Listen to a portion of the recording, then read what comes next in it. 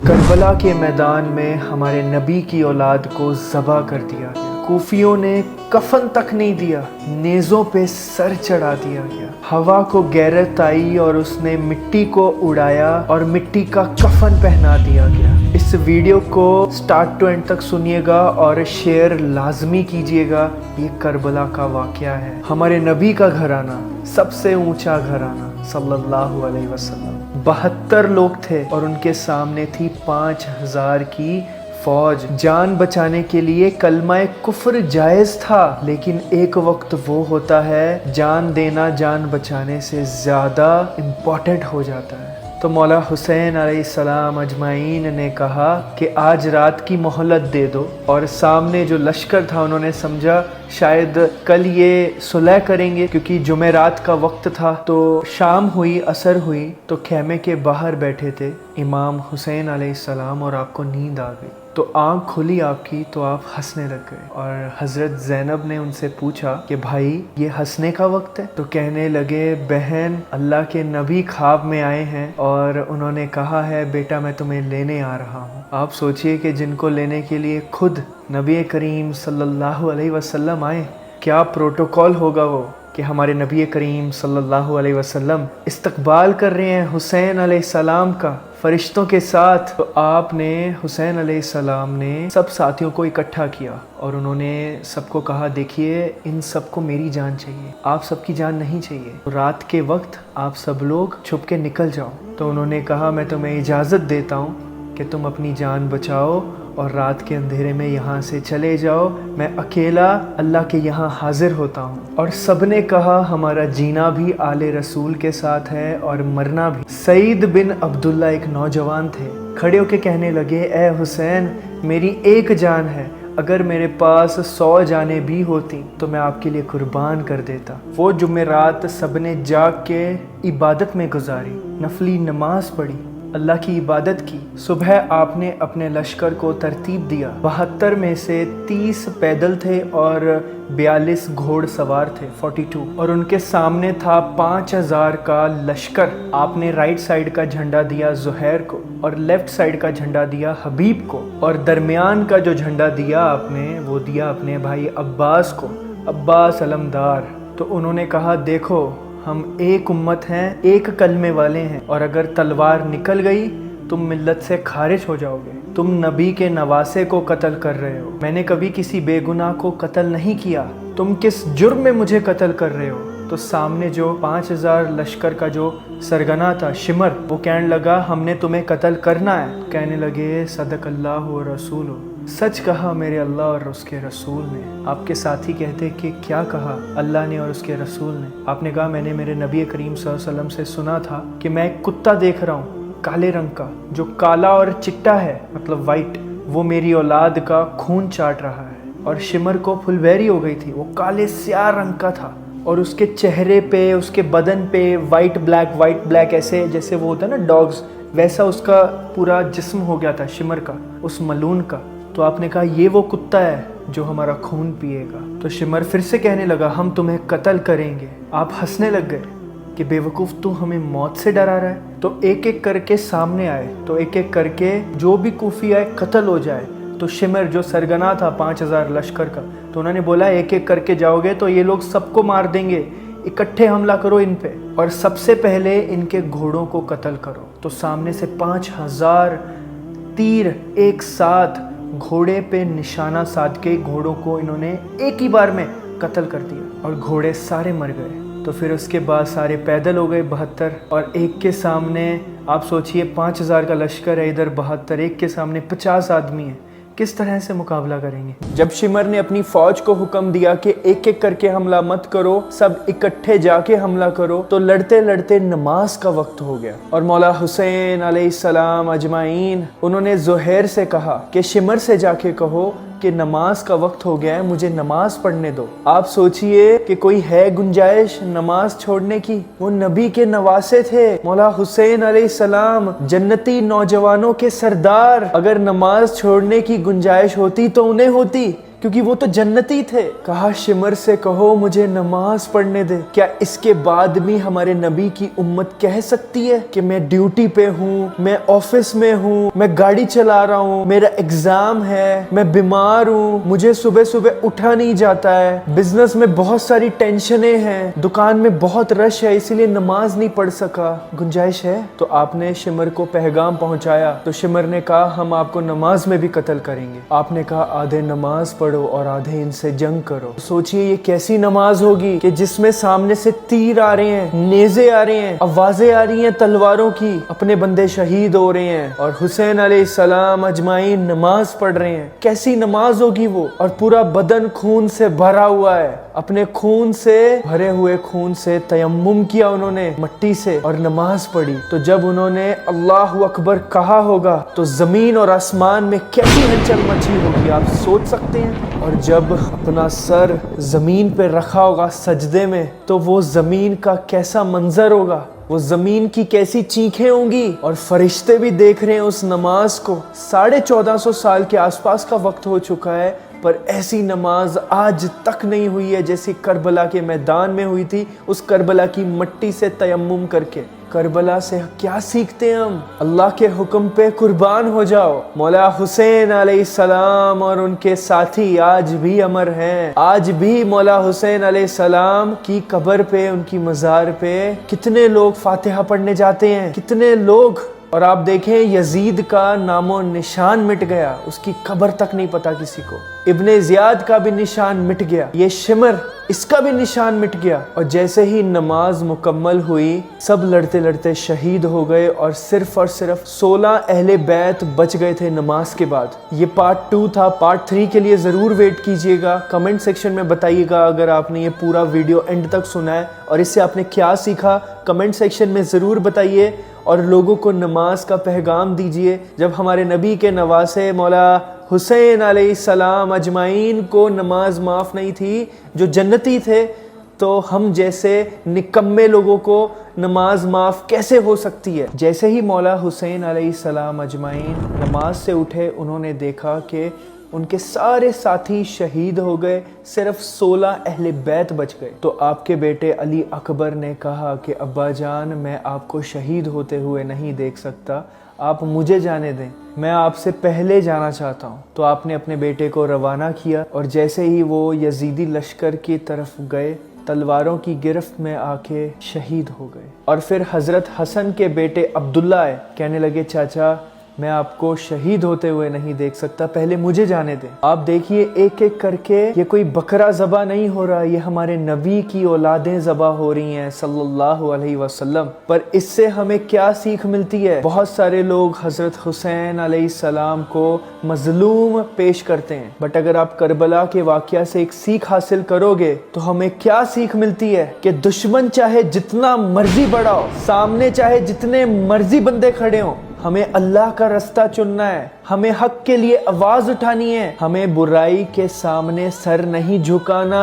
कितने दलेर थे हजरत हुसैन अलैहिस्सलाम अजमाइन और उनके सारे साथी। आप देखिए हजरत हुसैन अलैहिस्सलाम अल्लाह के रास्ते पे चले, आज तक उनका नाम जिंदा है और कयामत तक उनका नाम जिंदा रहेगा। आप देखिए यजीद लानती की कब्र का भी किसी को आज पता नहीं है, हालांकि उस वक्त वो स्ट्रॉन्ग था। फिर भी तो जैसे ही अब्दुल्ला बिन हसन आगे बढ़े लश्कर की तरफ तो सबसे पहले उनके कंधे पे तलवार पड़ी और उनका बाजू कट गया और उन्होंने जोर से चीख लगाई, या अम्मा, हाय चाचा। आप सोचिए सामने से हुसैन इब्ने अली देख रहे हैं अपने भतीजे को, क्या गुजरी होगी उनके दिल पे। तो हुसैन इब्ने अली अपने भतीजे के पास पहुंचे। आपने देखा कि वो एड़ियां रगड़ रहे थे, बहुत ज्यादा तकलीफ में थे, बहुत ज्यादा तड़प रहे थे। आप उनके पास गए और आपने कहा कि भतीजे आज तेरा चचा बहुत बेबस है। फिर आपने उनकी मैयत को उठाया और पीछे जाके रखा। फिर अब्दुल्ला बिन जाफर के बेटे औन और मोहम्मद शहीद हुए। फिर मुस्लिम बिन अकील के बेटे वो भी शहीद हुए। फिर हसन के बेटे अब्दुल्ला के बाद अबू बकर शहीद हुए। फिर आपके अपने भाई उस्मान, मोहम्मद, जाफर, अब्दुल्ला, अबू बकर, 5 भाई, अब्बास और छठे आप शहीद हुए। और जब आप आखिरी रह गए तो उनका एक 2 साल का बेटा था عبداللہ. تو آپ نے کہا کہ عبداللہ کو مجھے دیجئے، میں اس کو پیار کرنا چاہتا ہوں، میں اس کو آخری دفعہ دیکھنا چاہتا ہوں. آپ نے اس کو اپنے سینے سے لگایا، اس کو پیار کیا، اپنی جھولی میں ایسے لٹا کے اس کو دیکھ رہے تھے آپ کہ کوفی لشکر سے ایک سپاہی تھا، اس نے نشانہ سادھا اور جیسے ہی تیر مارا عبداللہ کے گردن کے آر پار ہو گیا. دیکھیے وہ 2 سال کے بچے کی چیخ بھی نہ نکل سکی. یہاں ہمارے نبی کے نواسے کا پیمانہ لبریز ہوا.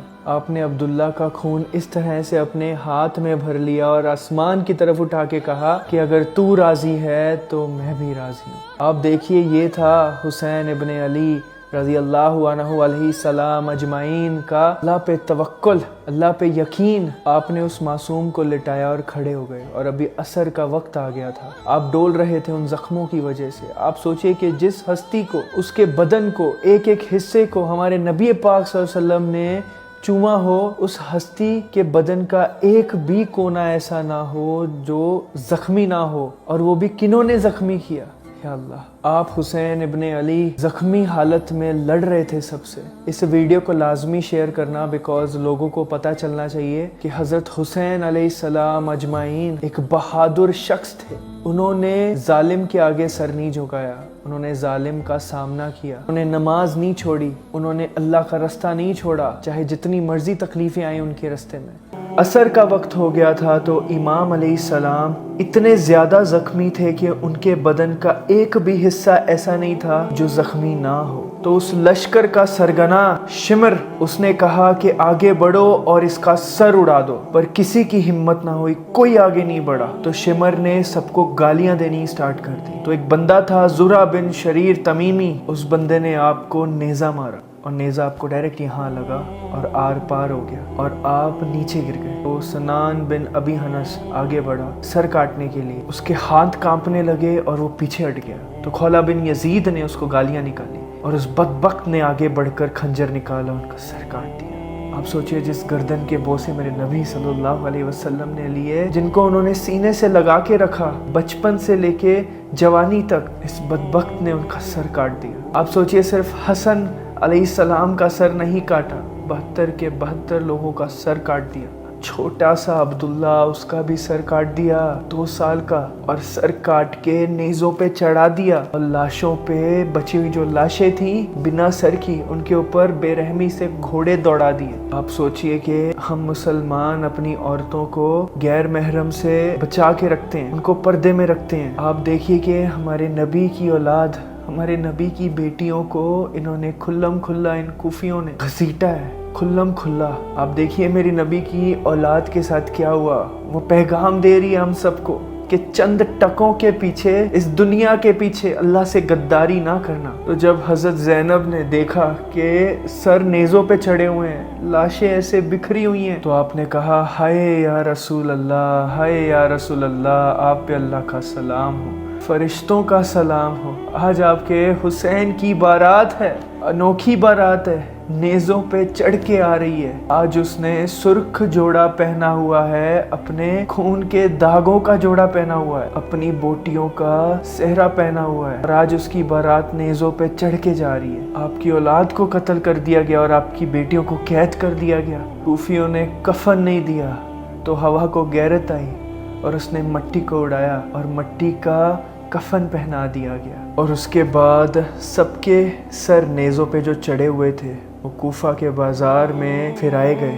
آپ دیکھیے کہ کیا حال کیا انہوں نے، تماشا بنایا ہمارے نبی کی اولادوں کا. تو کربلا سے کیا سیکھنے ملتا ہے ہمیں؟ کربلا سے ہمیں یہ سیکھ ملتی ہے کہ ظالم چاہے جتنا مرضی طاقتور ہو، ظالم کی بیعت نہیں کرنی چاہیے، ظالم کے سامنے جھکنا نہیں چاہیے. پر آج کی ڈیٹ میں آپ دیکھیے کہ کون امام حسین علیہ السلام کے رستے پہ چل رہا ہے اور کون یزید کے رستے پہ چل رہا ہے. کون چل رہا ہے؟ آج کی ڈیٹ میں ہم اس طرح کے ہو گئے ہیں، ہم نماز تک نہیں پڑھتے ہیں، ہم غیروں کے ساتھ زنا کرتے ہیں، ہم غیروں سے نکاح کرتے ہیں، ہمیں اپنے ایمان کی تھوڑی سی بھی فکر نہیں ہے. نان محرم کو ٹچ کرنے سے پہلے ہم سوچتے بھی نہیں ہیں. آپ دیکھیں کہ کتنے سارے لوگ جلوس نکالتے ہیں، جلوس میں جاتے ہیں. پر مجھے آپ سچ ایک بات بتائیے، جتنے بھی سارے لوگ میری ویڈیو دیکھ رہے ہیں، اگر آپ جلوس میں جاتے ہو، چاہے وہ عید المیلاد کے جلوس میں ہو، شیعہ کے جلوس میں ہو، جو بھی جلوس ہوتے ہیں، مجھے تو ان کے بارے میں کچھ پتہ نہیں ہے، بٹ ان میں سے 90% لوگ جب اذان ہوتی ہے نا، چاہے وہ ظہر کی ہو رہی ہے، مغرب کی ہو رہی ہے، عصر کی ہو رہی ہے، 90% لوگ نماز کی طرف نہیں آتے، اس میں سے چند لوگ نماز کی طرف جاتے ہیں۔ تو مطلب آپ ہمارے نبی کے نواسے امام حسین علیہ السلام سے کیا سیکھے ہو؟ جو سب سے زیادہ امپورٹنٹ چیز وہ سکھا کے گئے ہیں وہ ان کا اخلاق، ان کی بہادری، سچائی کے لیے ان کا لڑنا، اللہ کے لیے وہ کیا کچھ کر کے گئے ہیں اس دنیا میں، کیا ہمیں پیغام دے کے گئے ہیں، اس پیغام کے بارے میں کیا ہم نے سوچا ہے؟ نہیں سوچا۔ 72 لوگ شہید ہوئے ہیں، کیا ان کی شہادت کے بعد ہم جس طرح سے اپنی زندگی جی رہے ہیں کیا وہ صحیح ہے؟ پورا سال بھر ہم کیا کرتے ہیں؟ ہم گناہ کرتے ہیں، دھوکہ دیتے ہیں، دل دکھاتے ہیں، نماز نہیں پڑھتے ہیں، سارے وہ خلاف کام کر رہے ہیں جو یزیدی کام ہے۔ ہم امام حسین علیہ السلام کے حساب سے زندگی کہاں گزار رہے ہیں؟ نبی کریم صلی اللہ علیہ وسلم کے حساب سے زندگی کہاں گزار رہے ہیں؟ عمر بن خطاب رضی اللہ عنہ علیہ السلام کے حساب سے زندگی کہاں گزار رہے ہیں؟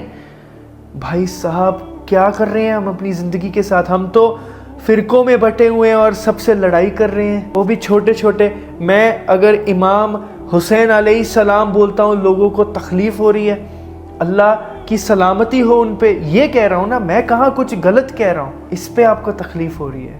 حالانکہ امام بخاری نے اپنی کتاب میں لکھا ہے، حدیثوں میں لکھا ہے، امام حسین علیہ السلام، امام علی علیہ السلام۔ تو مطلب ہم نے کتابیں تو پڑھنی نہیں ہیں، ہم نے صرف سننا ہے کہ جو ہمارے فرقے والا بابا جی جو ہمیں کہہ رہی ہیں ہمیں ان کی اطاعت کرنی ہے، وہ جو کہہ رہے ہیں وہ صحیح ہے، ہمیں کتابیں نہیں پڑھنی، ہمیں نہیں پڑھنا کہ کیا سچ ہے، نہیں پڑھنا۔ بھائی میں نے اسلام قبول کیا ہے پڑھ کے کیا ہے، میں نے کسی کی سن کے اسلام قبول نہیں کیا، الحمدللہ، شکر ہے اللہ کا، بہت شکر ہے کہ میں کسی کے فرقے والے انسان کے پلے نہیں پڑا۔ اسلام سے پہلے، اسلام قبول کرنے سے پہلے میں نے اللہ کا دین قبول کیا ہے، میں نے حضور پاک صلی اللہ علیہ وسلم کا دین قبول کیا، الحمدللہ۔ اس ویڈیو کو ضرور شیئر کیجئے گا اور یہ بہت زیادہ امپورٹنٹ ہے۔ السلام علیکم ورحمۃ اللہ وبرکاتہ۔